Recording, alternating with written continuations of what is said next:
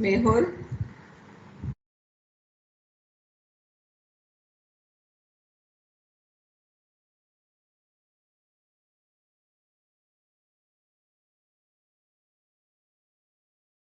Shastras. Good evening, everyone. I am Reena Agrawal from the Literature Live team. Our book in focus this evening's edition of Business Shastras is Saying No to Jugaad, the Making of BigBasket. Joining us this evening are the authors of the book, Mr. T. Hari and Mr. M.S. Subramanian, along with Mr. Hari Menon, CEO, BigBasket, journalist Govind Ethiraj. Before I invite Govind to take this evening forward, may I remind you all to send in your questions for the Q&A segment at the end of the session. 5 questions win gift vouchers from Tata Click. Over to you, Govind. Thank you. Thank you very much, Reena. Thank you to Tata Lit Live for inviting me and to be part of this very interesting panel discussion and journey. The BigBasket is not a new company. Everyone mostly would know about it, particularly if you're already here. But I think it's always a good question to ask as to what is really success at various points of time. One measure of success for a new startup in the post-2000s world could be an IPO. It could be several exits for existing investors. And perhaps one measure could be an acquisition, particularly of a strategic kind, by a legacy company, in which some ways also suggests how and shows how the market is evolving. So in this case, BigBasket has been acquired by the Tata Group. So it tells you something about what the Tatas want to do and how they would like to be seen in this space. And it, I guess, also tells you something about how BigBasket wants to grow or be seen in coming days and months. So in that context, saying no to Jugaad is a very interesting thing. And I was with T.N. Hari, one of the co-authors of this book. And the obvious question is, why would you even title a book like this? Remember, this book was written last year, so it's not a brand new book, but things have changed in between the time the book was released and now. We've had COVID-19. So in a way, maybe BigBasket has had to resort to Jugaad to fight COVID, as many other companies have, or maybe it didn't. And that's really going to be the discovery and something that we. Why is not having access or recourse to Jugaad such an important thing? And what are the lessons from that for everyone, whether you're a startup entrepreneur, an existing business person, manager, CEO, and so on and so forth? And that, in my mind, with my limited understanding of business, is, I think, in some ways transforms or suggests the transformative capability of where Indian business can be, particularly as we look ahead. So I hope you're with me on that one. So what I'm going to do now, without further introduction, is to ask TN and Subramanian and Hari to speak for about 4 or 5 minutes on how they see this theme of saying no to Jugaad from their vantage point, why they thought about it, and how that meshes into all the other things that this book talks about. I do have the book here, by the way, and I can tell you from my quick read of it that it's an interesting in the post-COVID world. And I'd like to also ask them. I'll also ask them to dwell upon some maybe or one key insight that they want to bring in from the positions that they've held or are holding in the company, whether it's analytics or HR or, of course, Hari as CEO. So it's over to you, folks. So maybe TN, I'll ask you to go first. About 5 or 6 minutes. Give us a broad outline and why saying no to Jugaad is so important, what it means to you in the context of the culture of this company that you've tried to put together. Great. Thanks, Govind, for doing this. Really appreciate it. So I think let me just step back a little and talk about the genesis of this book. In fact, how the idea came to Mani and me for writing this book even. So, at this point of time, I think we are living in the best part of India's history in terms of, economic growth and the way the startup ecosystem has been maturing and growing. And we felt that the BigBasket story was really worth telling. And, all of us could do with some lessons learned from different contexts and by other companies, So we thought, we would share some of our own lessons. Not that these lessons would be completely helpful for anybody else. Some people could take a few lessons. Some lessons may not even be relevant. Even if none of the lessons were relevant, we felt that if it could trigger, thinking in other individuals who read these books and run businesses and help them think about their own ways of building a business, we thought our, objective would have been achieved. And have felt, realized it's not a hagiography. It's a real book about real people and a real company.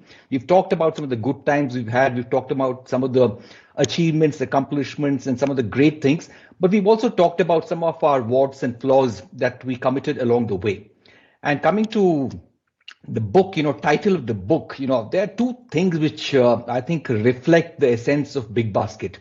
The title of the book itself, which is saying no to Jugaad in some way, I think reflects the essence of BigBasket.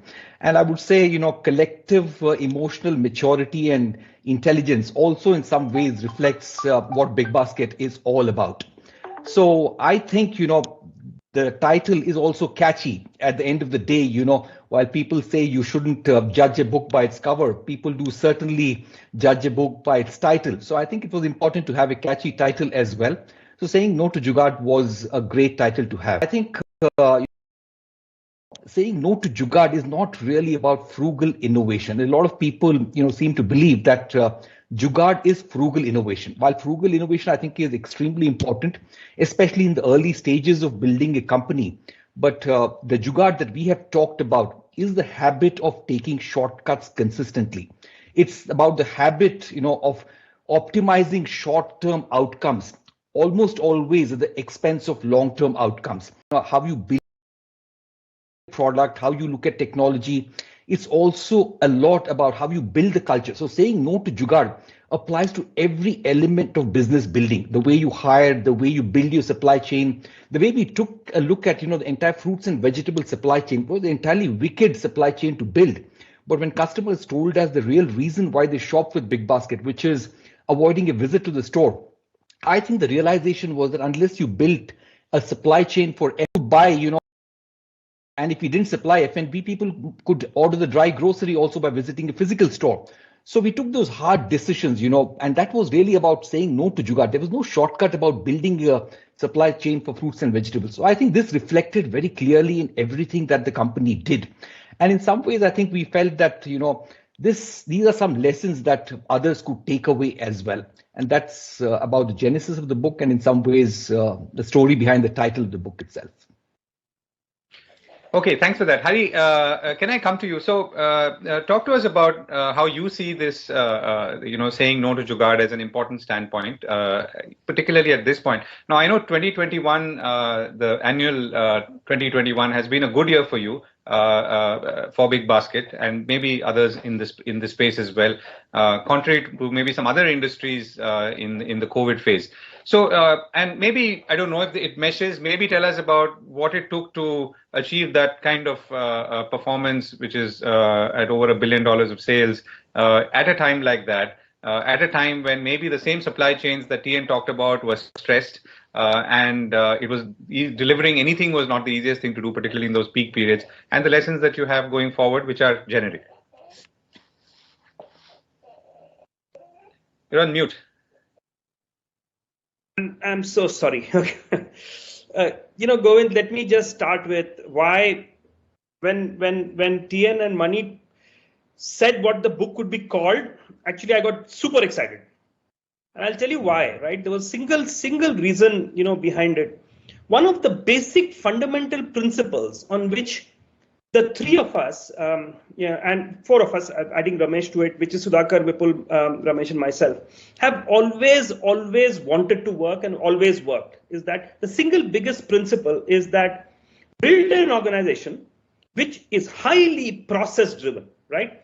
We strongly believed in this fact that if the organization doesn't thrive on processes, the organization will fail. I mean, this is a fundamental belief that we've had, not just this startup, right from 99, right from the time when we worked together. Actually, three of us have known each other even before we've known our wives, actually. So, so we go back a long way.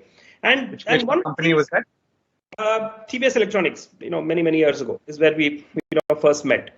Late 80s, early 90s, actually. So that's the and then when I relate that to the title of the book, which says, say no to Jugaad, that's been our principle, that's been our philosophy, that's been the way we've always wanted to build companies, which means literally you get in there, build those processes, and make sure that people just follow them, right? There was a big fear that I used to always constantly say is that people just following processes. You're not allowed to deviate, you're not allowed to do anything, and that's typically what the way you would want to build it is when it starts impacting innovation. I'll come to that a little later, right? And and the way we the way we think, we believe, all of us collectively together, T and Money, all of us collectively together handle that, right? In a sense, saying no to Jugaad, being just process oriented, can actually impact your path towards innovating, right? And I'll come to that. So that's been our principle, that's been our philosophy all along. And when the book said say no to Jugaad, it just rhymed actually, and I think it was just something that just fell by. I mean, frankly, none of us were involved in suggesting the name of the book to both TN and Money. So that's what I wanted to actually really talk about. BigBasket, to me, success comes out of three things. It's not really, it is of course numbers, it is of course valuation, it is of course, all of that metrics that you nearly need to do to define success. But to me, it comes out of essentially three things, right? And I'm just going back to your earlier question, Govind, and I'm just picking that up from there, is fundamentally the first is, and this book talks a lot about it, is one of the elements of our culture, right? Which is extremely high customer centricity, right? Now, customer is king, customer is great, customer is this. I mean, everybody talks about it, right? I mean, if you ask anybody, this is the thing that people would say. To me, the important thing is to execute on that, right? Is to execute on the fact that, customer is king, customer is important. And the rigor at which we do it within the organization is crazy, right? And we just spend humongous amount of time just measuring that. And to us, success is basically getting to the metric, to the defined metric on customer satisfaction. And Money and TN will vouch, with me on this, is that, we are just maniacal on it.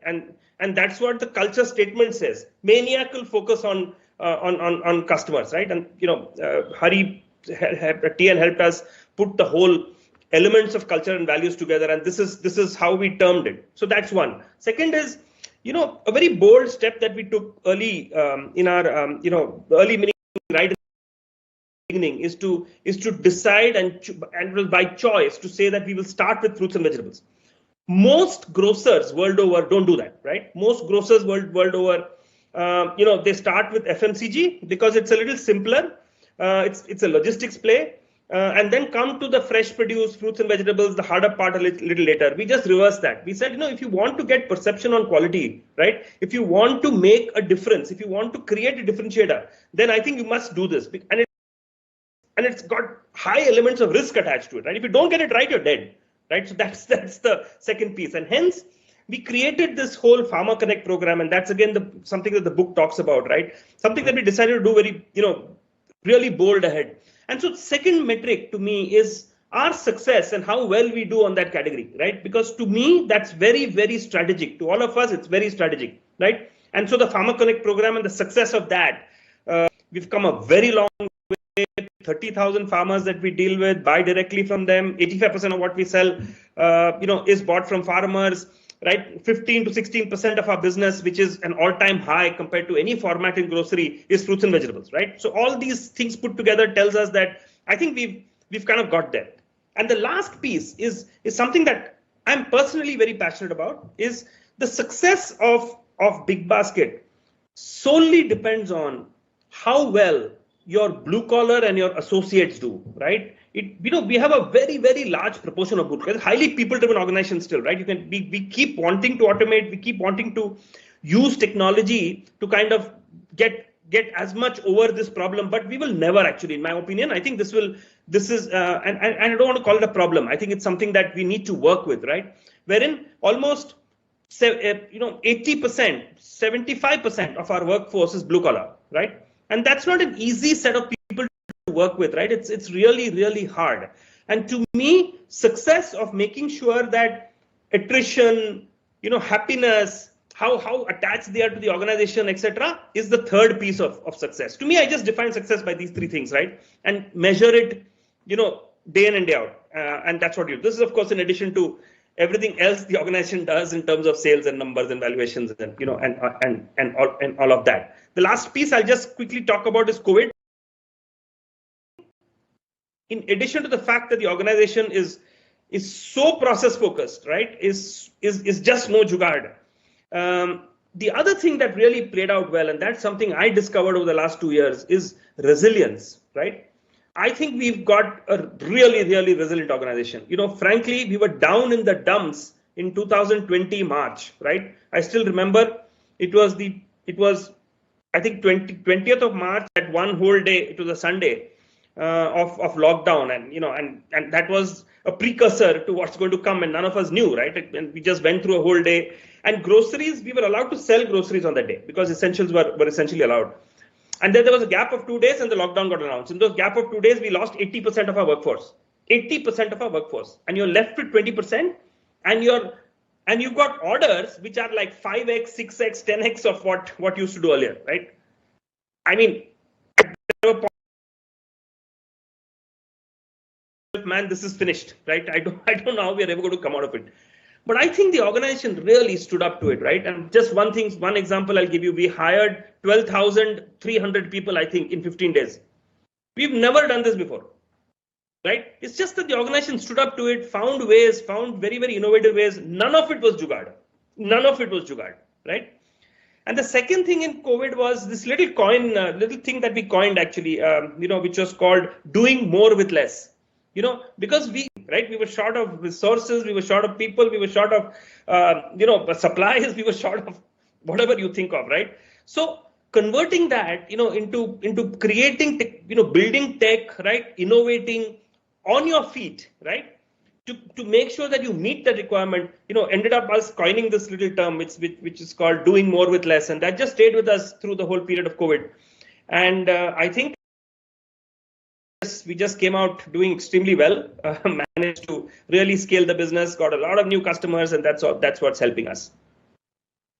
Great. I'm going to come back to both of you. I already have some questions. Mani, it's over to you. Thanks, Govind. And a little bit of background. I was a customer of BigBasket before I became an employee of BigBasket. I was a customer for about a year plus, and I found that the organization was boringly predictable. Every single thing would work as expected. The app would open consistently. You would find the products available. The deliveries would happen on dot. No items would get missed. And I said, this is an organization that I want to be part of because I think they've got it right. And so that's where my journey started. I joined in 2015, and over the years I've handled many responsibilities. And recently I've been handling a couple of functions: category marketing, analytics, and data science. And I want to spend a couple of minutes talking about the book and the title. So we actually started writing about the book in 2018. Hari and I spoke, and we said this would be a great story to get others to know about, other startups, other organizations, and our own customers themselves. And the question about Jugaad, right? Understandably, in India, we rely on Jugaad a lot.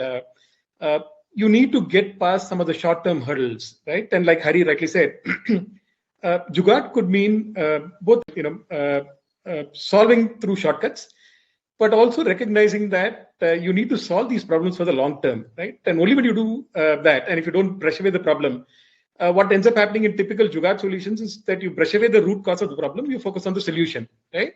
What can I do to get past this problem, right? And that's what we avoid. So when we say saying no to Jugaad, we actually spend enormous amount of time in structured problem solving using data to get to the root cause of the problem, right? I'll bring up a couple of examples, but the benefit of this is, like Hari Menon said, we've been able to build a sustainable, scalable business. What do I mean by that? We've had phenomenal organic growth and inorganic growth that's come through acquisitions. Our milk delivery business, our instant delivery, which is smart automated vending machines. All of these run exactly like the core BigBasket B2C business runs. The acquisition was seamless. The integration was the businesses from day one began to run just like the rest of the BigBasket runs, right? And so that began to happen because there was a strong process-driven, data-driven approach to making this run, and that's why all of these integrations happen very well. As you'll know, in general, in M&A, numbers are thrown around, but 95% of the M&As fail because the integration never happens, the benefits are never achieved, right? Whereas in our case, every single integration has worked wonderfully well because there was, every problem that any of the integrations faced were a problem that we had faced, or if they were facing for the first time, we approached it in a very structured manner to solve the problem. Going back to the example of what happened during the pandemic, wave one, like Hari said, our supply, which is our workforce, shrank dramatically, and at the same time, the demand shot up by about 5x, 6x. So you had both kinds of problems, right? Your demand shot up, but at the same time, the capacity got reduced, right? Now you could solve some of this by resorting to Jugaad, short-term solutions, right? But every single thing that we did during that phase, like Hari talked about in terms of hiring people, because we had a tried and tested approach that could bring in people in thousands and put them through a structured program that makes sure that the customer's experience when it comes to the delivery associate is very, very predictable. You would have seen this with other e-commerce, will never happen with BigBasket. The delivery associate will never ever call you, right, to ask for routes, etc. There's a process to that, right? And the person knocks on the door, seeks your permission before coming in, lays out the item, and when he leaves, and this is, he or she leaves, will collect all the pieces, right, which are the clips that, came with the crates that were open, clean them up and leave them, making the place look exactly like it was when the person stepped in, right? And this will be repeated with every single delivery, right? And so when you do that, therefore, when every new associate comes in, it becomes very easy to repeat this with them. So we were doing that in terms of just managing the sudden drop in the workforce that was available. We also had to get very smart about how we were going to, make our assortment available to customers. No Jugaad, again, very data-driven approach. We realized that customers were going to stock up. So we decided that we will keep just one brand of every product and keep the largest pack size possible. And quickly from there, reduce our assortment size, which is typically 30,000, 40,000 SKUs to about 1,000, 2,000 SKUs. That were the essentials that were needed by customers. We also recognized that we had to resort to bulk delivery, right? This was not something where we could go to every house and deliver because that would take away capacity. If you could resort to bulk delivery, that would work. Again, a process was laid out very quickly. And, this was built and done in maybe a week to 10 days time, while others would have spent time figuring out building an app and a technology solution, etc. This was very process driven. And through that, we were able to serve a lot more houses than we would have been otherwise able to do. Went back to a key principle, which is, no Jugaad, process driven, but also recognizing this was a time to delight our customers by doing more with less, right? There are more examples, and I'll bring them back a little later. But clearly, this is what runs in the sort of system that focus on structured problem solving. Do not resort to Jugaad to just brush away the problem and focusing on the solution. Solve this for the long term so that you can scale reliably and resiliently. Thanks. So let me start off with money, and since you were the last, you talked about examples of analytics and how that powers your growth or your product focus. Any examples that you can share? I mean, which are somewhat unique to BigBasket? Oh, absolutely, would love to. You got me started on the thing that I can, start talking even if you wake me up at 1 o'clock in the morning, right? A bunch of things. I worked at a variety of working at large multinational corporations, Indian organizations, all of them stellar in their reputation, experience, etc. But one of the things that we learned working there was that a lot of time was spent in the meeting rooms of business teams, executives, focusing on arguing about the metrics themselves. Is this the correct sales number?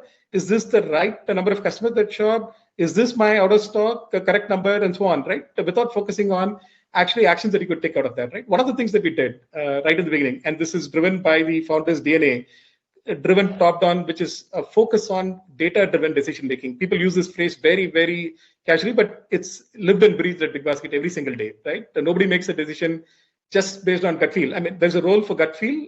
We do recognize that, but you've got to lead with data, right? And so what we spend time in the first year or so is making sure that the metrics were uniquely defined and there was a single source of truth So every single meeting, people look at the numbers and then begin to focus on or fix whatever the number may be showing as a challenge, right? That's a dramatic thing that changed from what I've experienced in other organizations. Number two is building solutions, and everything that we do in analytics and data science is focused on three things. Number one, achieving sales, sustainable growth, delivering a fantastic customer experience, and driving cost efficiencies. Three pillars, right?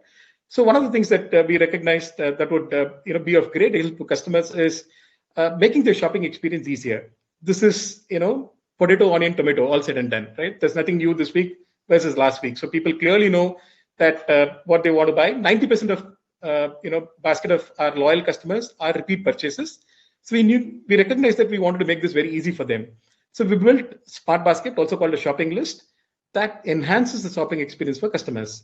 Data tells us that customers that use the Smart Basket are able to finish their shopping in 40% less time, which makes that shopping experience very smooth and easy for them. Not just that, their baskets typically are larger than the other customers' baskets, customers that don't use Smart Basket, because this also remembers what you're likely to be running out of.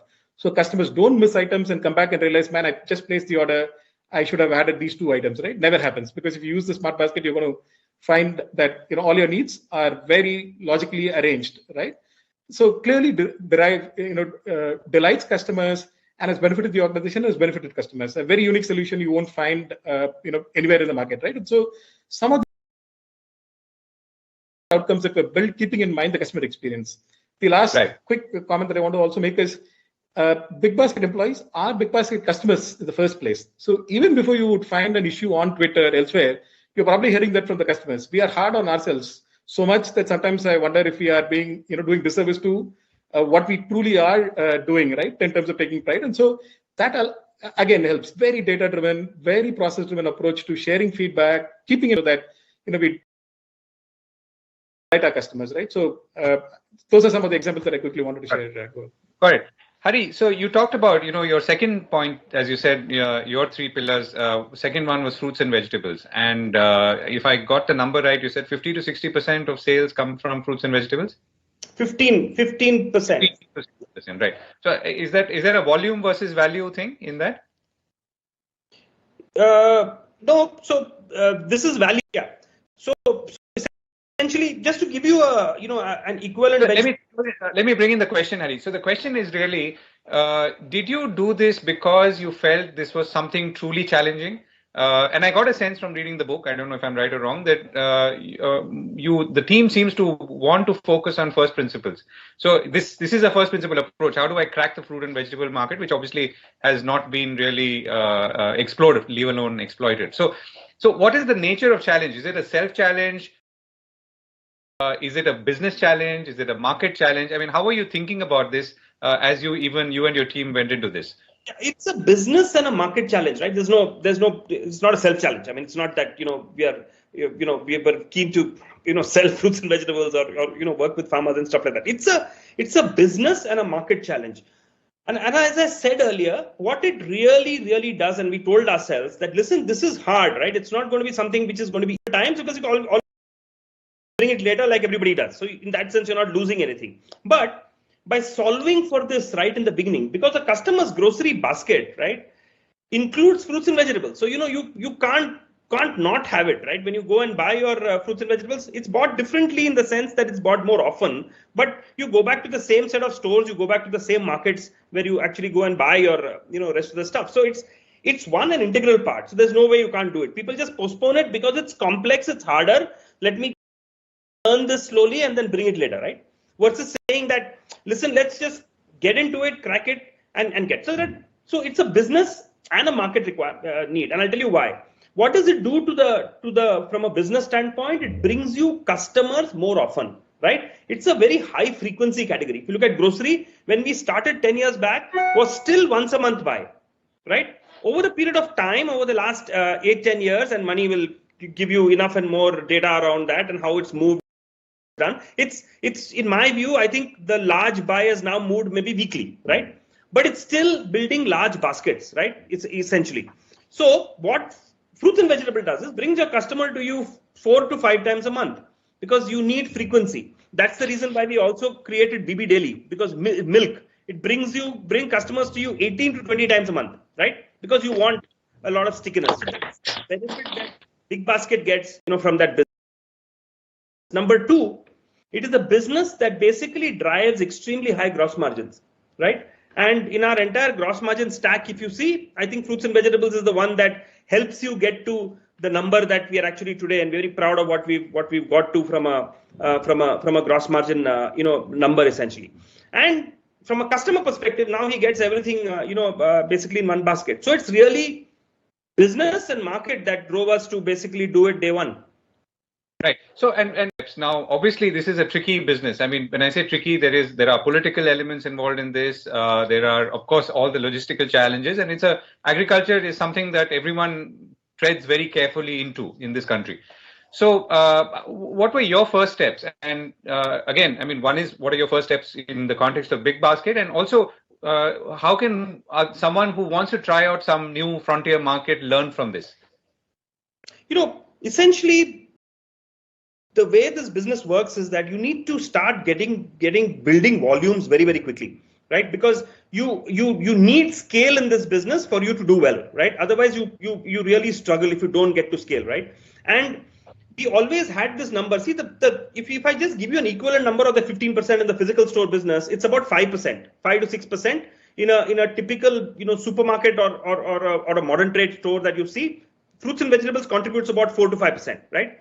And we've got to 15%, and that's actually something that really surprised us, because one of the things that we thought is going to take much longer for somebody to buy something online, right? You have this lady at home who needs to take the bhindi, knock the head of the bhindi, and hear the crackling sound which you won't hear. So you have to make sure that customers trust us, believe in us, right? And buy fruits and vegetables day in and day out.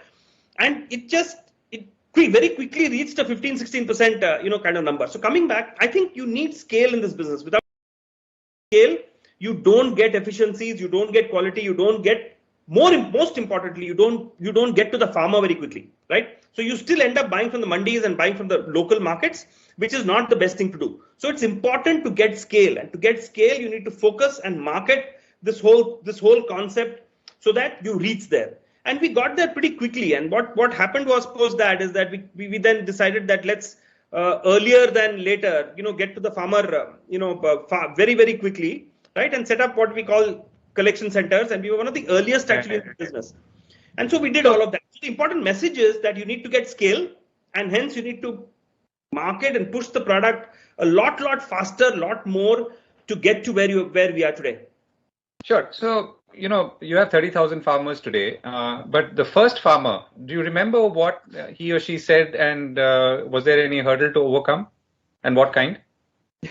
No, the first farmer was somewhere near Mandya, right? And I still remember meeting that, the team that went to meet. I couldn't meet that farmer himself. An absolute apprehension. The farmer looked at them and said, "Hey, listen, what is it that I'm going to get coming to you directly, right? So I have a full system running right now. Somebody comes, picks up stuff, takes it. I get what I have to get peacefully, versus coming and giving you the stuff. You're going to demand a lot of stuff out of me. And what am I going to get in return?" And we were essentially promising two things, right? We're telling him that you'll earn more and you'll get paid faster. These are the two things that we went to the farmer with, and this he would never believe. Right? He's never got paid fast, right? and pricing is, he thinks he knows the whole thing, and how am I going to get anything better than what we are today? So it took a long time. So we got that farmer to work with us. Then word of mouth, is what really worked. We found collection center, right? And started getting farmers comfortable. And farmers actually talk to each other a lot, right? They're a community that basically, when they see something good going, that the word spreads, very, very fast, and that's how it happened. Right. So, anyone can take this. One of the things that struck me also in the book is that you've done a couple of acquisitions, but let's say when it came to beauty, you said that we will not do acquisitions or maybe in other spaces as well, because we're confident of what we've built already. We have the backbone on which to build. So tell us a little more about, how do you build that confidence? I mean, again, in the case of BigBasket, and for those who want to, venture into new areas. You want to take that, Hari, or I can actually start with it? No, I think you should take that, Hari.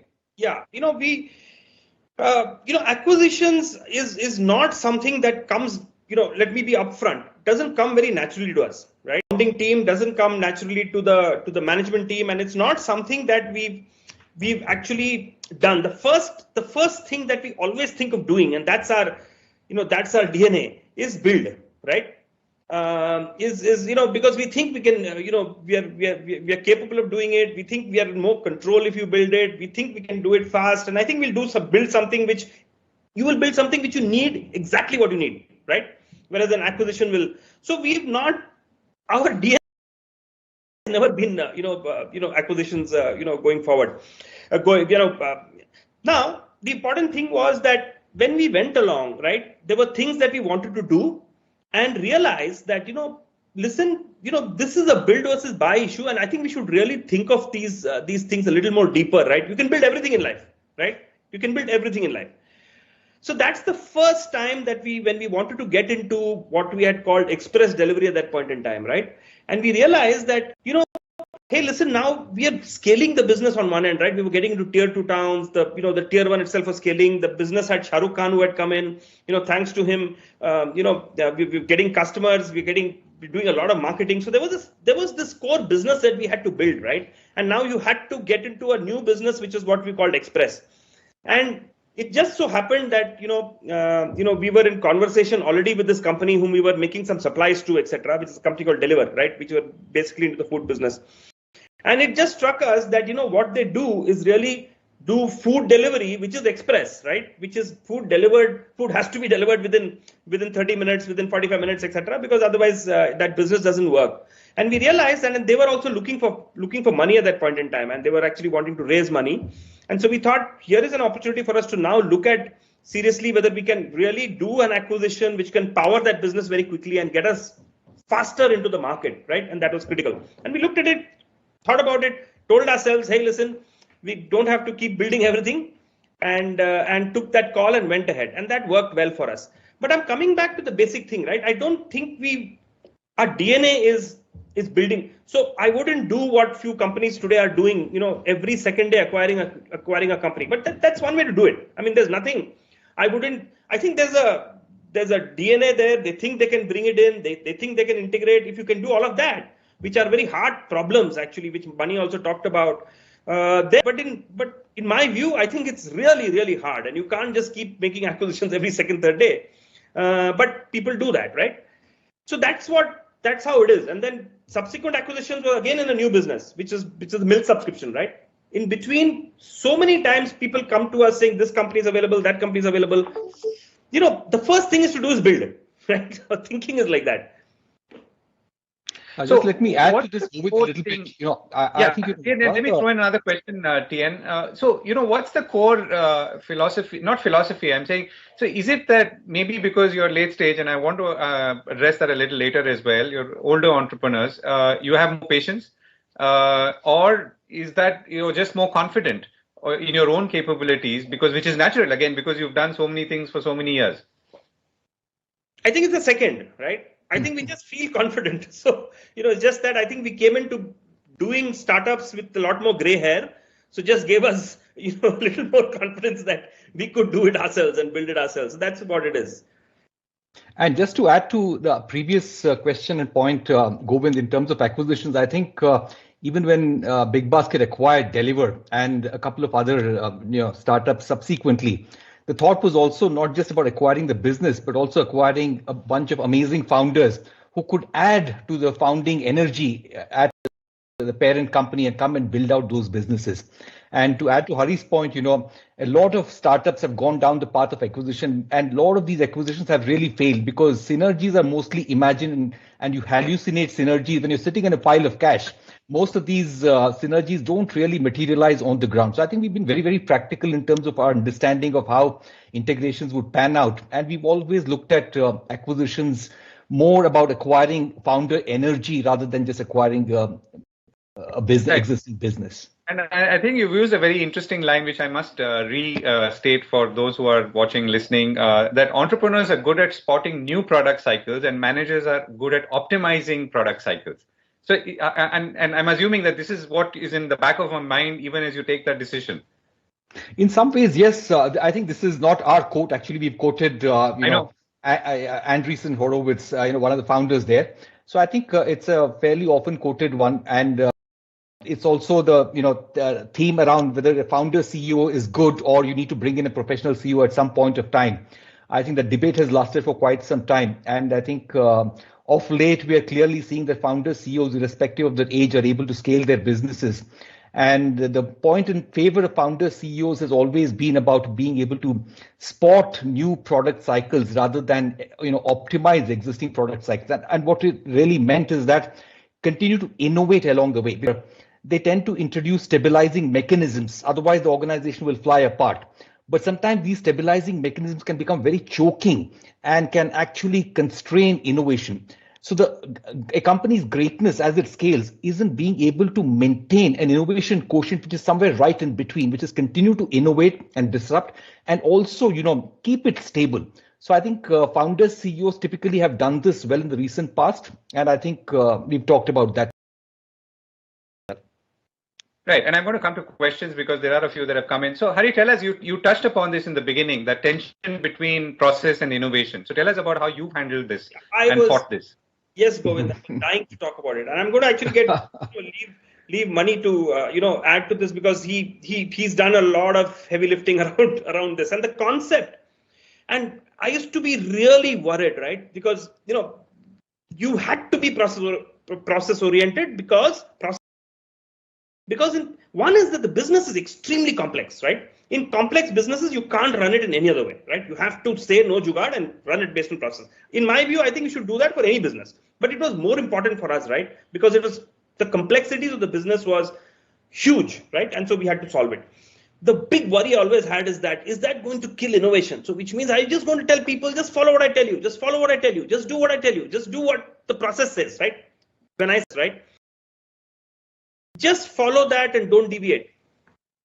I think we solved for that actually, as we went along. And I'll tell you one of the ways we solved it is that what we essentially kept telling people, and this is more operations on the field, that listen, don't do Jugaad, don't innovate, don't try and value add to the process the way it is right now. Bring it out, right? Bring it out. And I think we should create teams. We should create a structure that allows you to look at it outside, but don't touch it while it's running. Don't touch it while it's running. So we created this great concept of creating what we call KIs, right? Key initiatives. Actually, they're just cross-functional teams or cross-functional groups that we got together and set each KI an objective. So either it is solving a process, it's solving a business problem, solving X, Y, Z, right? We had quite a few KIs and a lot of them actually money was leading a whole of those because like Mani said, everything that we do, we want to make sure that everything is data driven, right? Everything you need to question it and we need data to support everything that we're trying to do, right? And hence, logically, right? Mani used to have a lot of these initiatives under him, which he used to, run. And that's the way I think we managed to solve it. And, a couple of years later, I felt comfortable, right? Saying, listen, there is a way to solve it. Telling people don't deviate, keep following the process, bring problems out, right? And solve it through teams and bring it back, right? And Hari, what's the one good example, one sort of big significant challenge that you managed through this interesting or this sort of structure? So many of them. I can just add a little bit, Govind, on this. Sefi Beckel in his book Loon Shots brings this out beautifully, which is that he says there are really two types of innovations. The P-type innovation, which is creating an iPhone or a Polaroid camera, and the S-type of innovation. The S-type of innovation is really about what Hari talked about and what I think companies like BigBasket and probably even Amazon do them extremely well, which is they understand the interplay between different functions, between process, between technology, training, hiring, audit. They are able to bring all of these in a fairly seamless way that's able to deliver outstanding customer experience on scale. So it's possible to deliver experience few transactions, but if you have to do this over millions of transactions day after day, year after year, then you need to bring all of these in a very seamless way. And people sitting in the outside wouldn't even figure out that this is innovation. So a lot of the BigBasket innovation has been about bringing all these pieces and dovetailing them in a manner that helps create this experience on scale. Govind, before I hand over to Mani, who will have, we can speak for hours on this in terms of KIs that we run. But simple thing, right? Ice creams were melting. We were delivering ice creams. That whole cold chain, right, that we were trying to use to deliver when we started, ice creams used to reach, all melted. Simple thing, right? So what could we have done? People could have, innovated, with the process while they're working on it, right? Everybody's trying to figure out, do this, do that. I mean, that's not allowed in BigBasket. So we pulled it out, right? Created a KI, which my colleague Sudhakar, led and drove.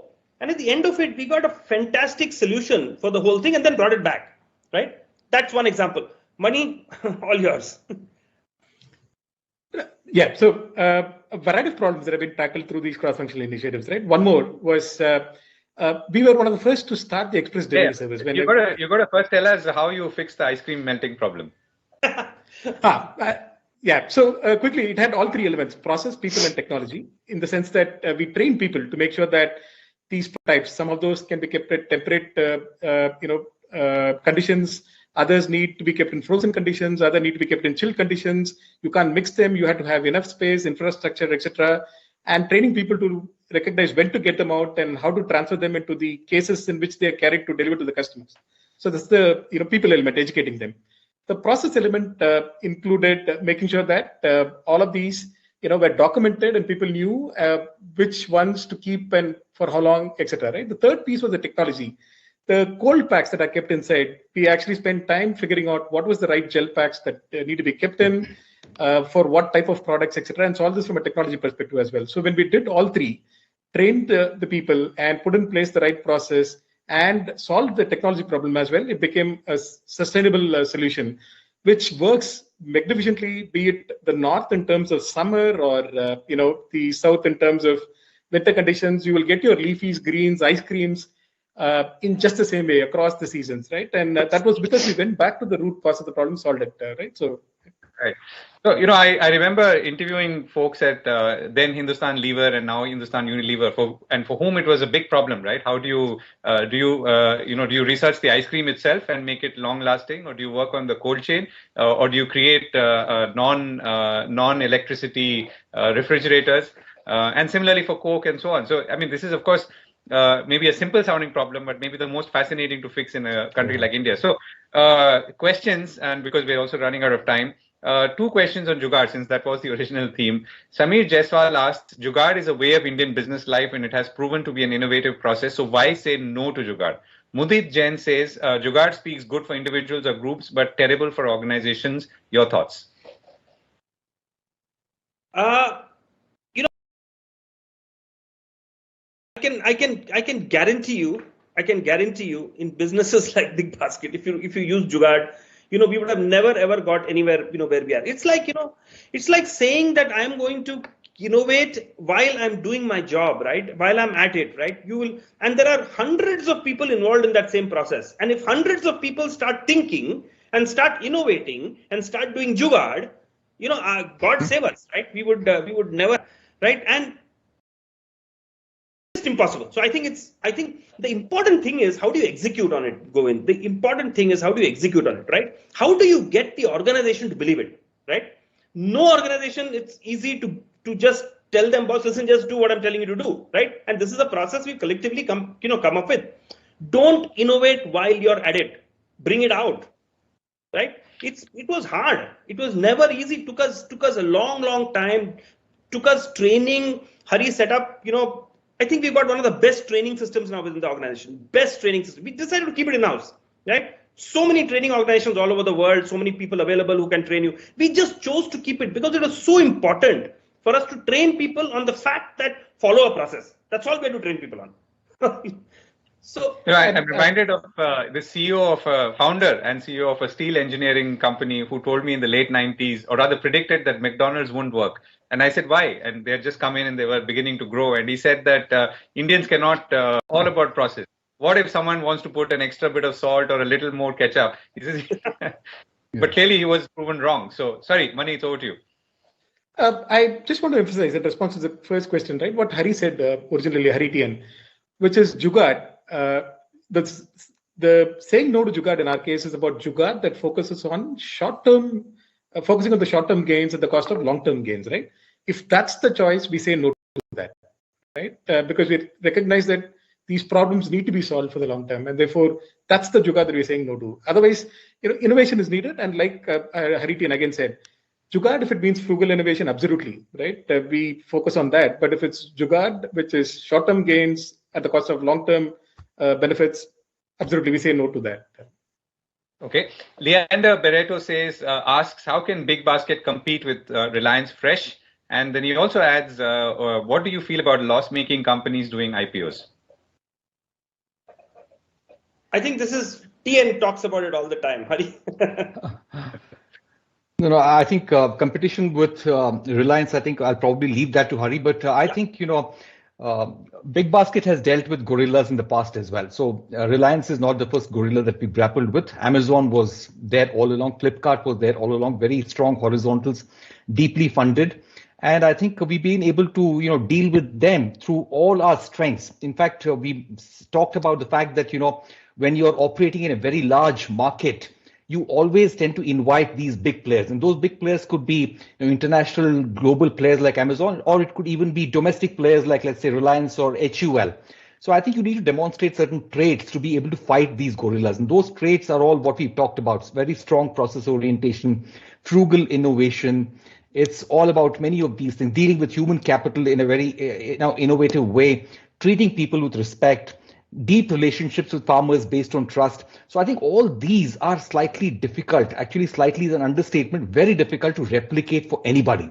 So I think with these, I think we will be able to easily. And now we have the Tata Alliance as well. So we too have deep pockets. So I think being able to fight. Now coming to the IPOs and Hari, please.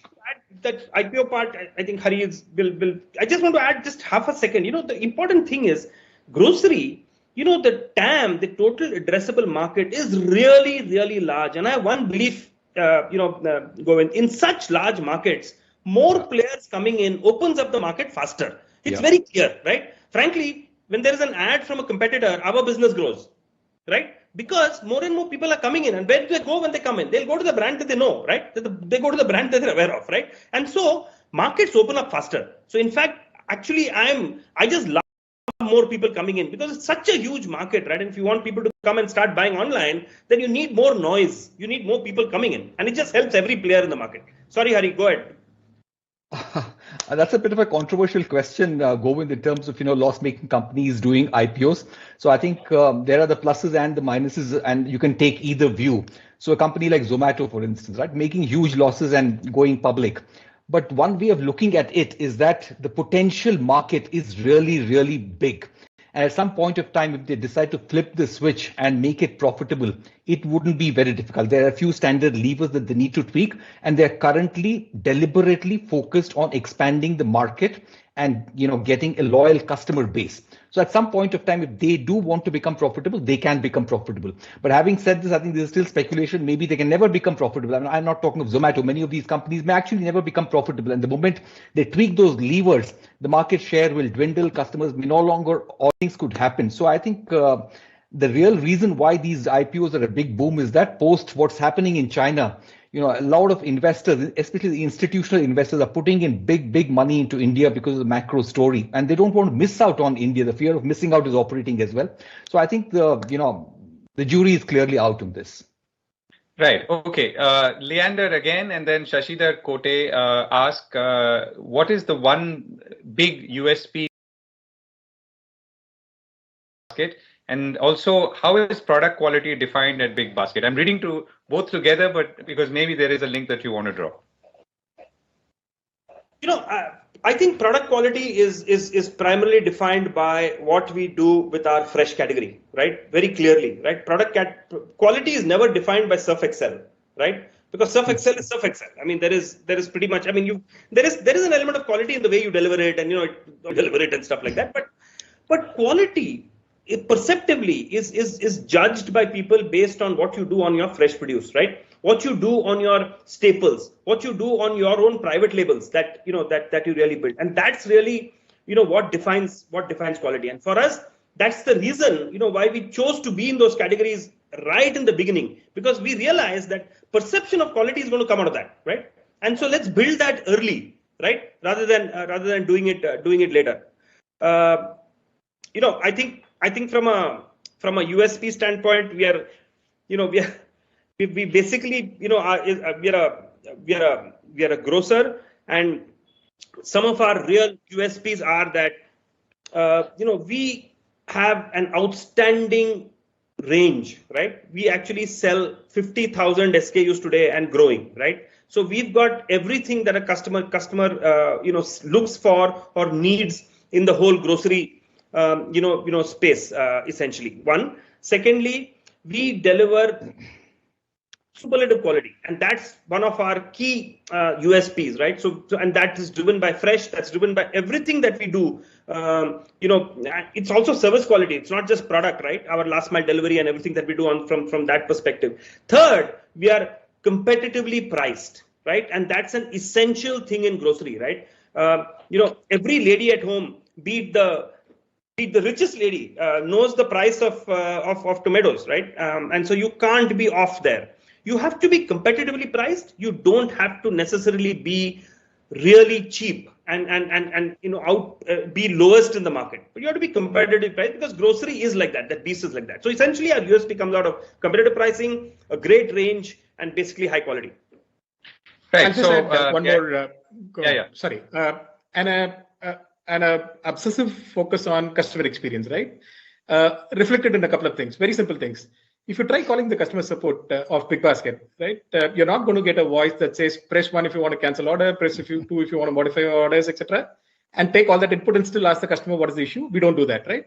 When the phone rings, the person picks up and speaks to you and addresses your problem.